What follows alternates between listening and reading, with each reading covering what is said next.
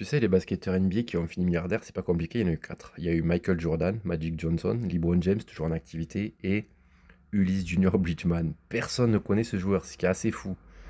Moi, j'ai appris son existence, en fait, tu vois, il y a 2 3 ans, quand il y a un infirmier qui bossait chez nous, qui faisait du business et qui m'a parlé de cette personne, parce que pour tous les businessmen, c'est revenu une référence.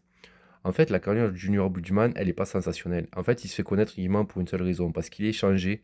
Il est drafté par les Los Angeles Lakers en 69 et il se fait échanger contre un jeune pivot de Milwaukee en devenir qui s'appelle Kareem Abdul-Jabbar. Voilà.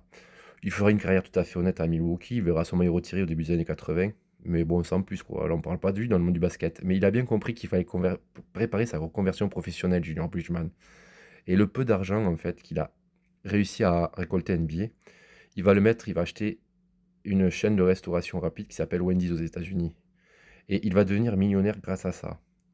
Mais attends, ça s'arrête pas là parce que l'histoire elle continue. L'argent qu'il a engrangé grâce à cette chaîne de Wendy's, il va acheter une usine d'embouteillage de Coca-Cola, si bien qu'il deviendra fournisseur officiel pour Coca-Cola et il va finir milliardaire.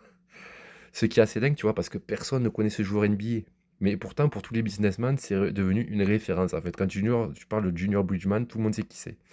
Parce qu'il a réussi à bâtir un empire en partant de rien. Et malheureusement, il nous a quittés en début d'année 2025, mais c'était pour rendre hommage à ce joueur que personne n'a connu et qui a réussi à bâtir un empire après NBA, ce qui fait de lui le quatrième joueur NBA qui est devenu milliardaire sans avoir pratiquement beaucoup joué à NBA, quoi, et que personne ne connaît.